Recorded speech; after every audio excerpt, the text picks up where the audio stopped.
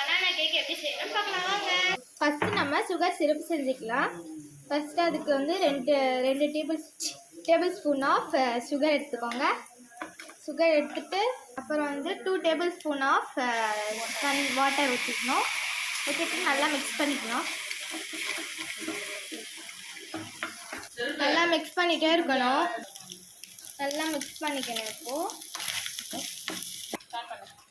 நல்லா இந்த மாதிரி மிக்ஸ் பண்ணிகிட்டே இருக்கணும்.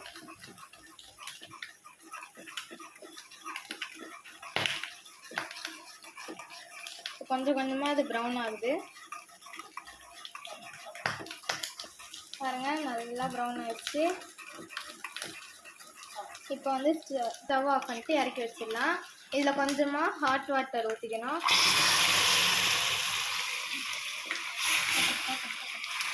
ரெண்டு பனானாவை நல்லா அரைச்சி எடுத்துக்கணும்.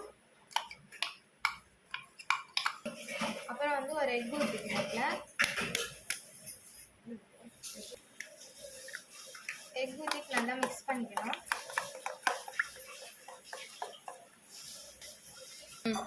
அரை கப் சர்க்கரை எடுத்துக்கணும். நல்லா அதே மிக்ஸ் பண்ணிட்டு அப்புறம் கொஞ்சமாக ஆயில் ஊற்றிக்கணும்.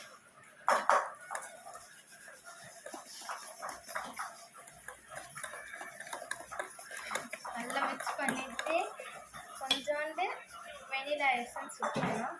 கொஞ்சமாக ஊற்றிக்கணும்.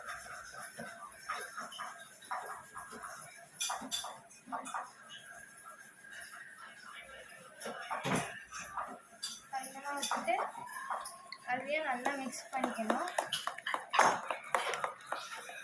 அப்புறம் நம்ம செஞ்சு வச்சுருக்க சுகர் சிரப் எடுத்து இதில் ஊற்றிக்கணும். கொஞ்சம் கொஞ்சமாக ஊற்றி நல்லா மிக்ஸ் பண்ணிக்கணும். நல்லா மிக்ஸ் பண்ணிட்டா இந்த மாதிரி கலரில் வந்துடும்.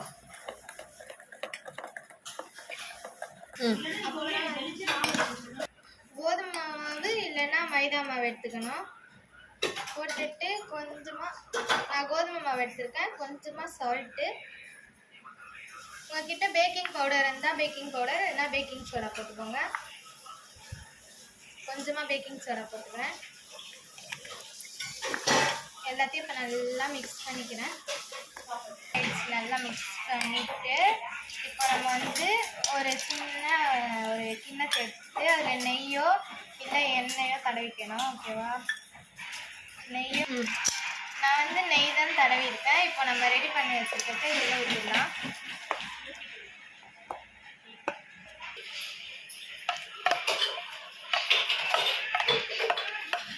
இப்போ ஃபுல்லாக ஊற்றிட்ட பிறகு இப்போ நம்ம இதை வேக வச்சு எடுத்துக்கலாம்.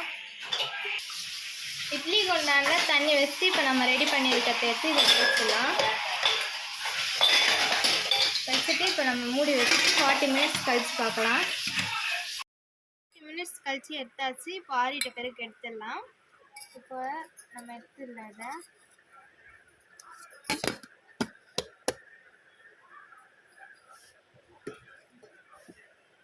வாவ், சூப்பராக கேக் ரெடி. இப்போ நான் கட் பண்ணி உள்ள சாஃப்டாக இருக்கா பார்க்கலாம்.